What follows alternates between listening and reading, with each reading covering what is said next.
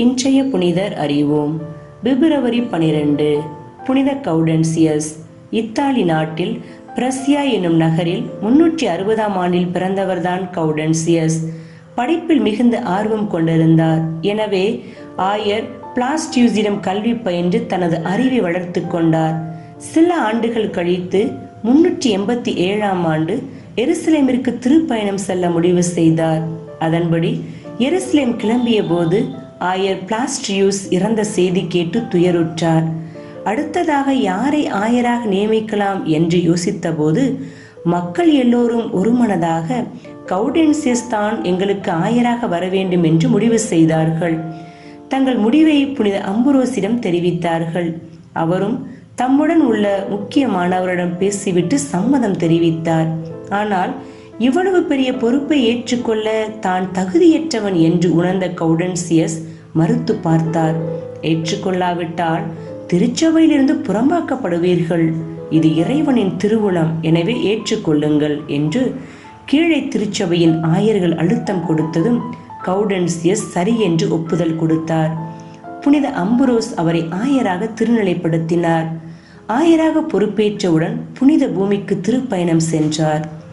புனித திருமுழுக்கு யோவான் மற்றும் திருத்தூதர்களின் புனித பொருட்களை சேகரித்தார்.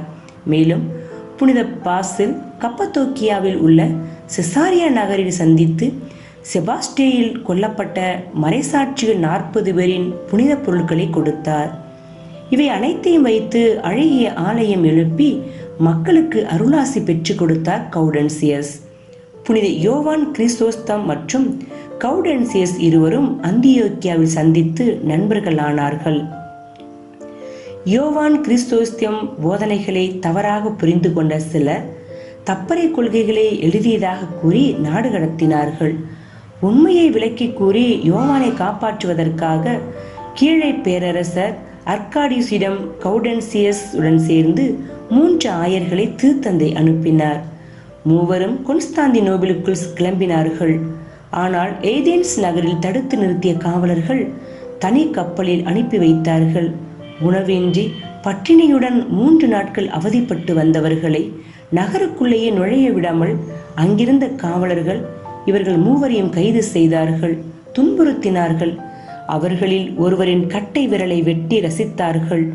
கடைசி வரை பேரரசரை சந்திக்க விடாமலேயே தடுத்தார்கள்.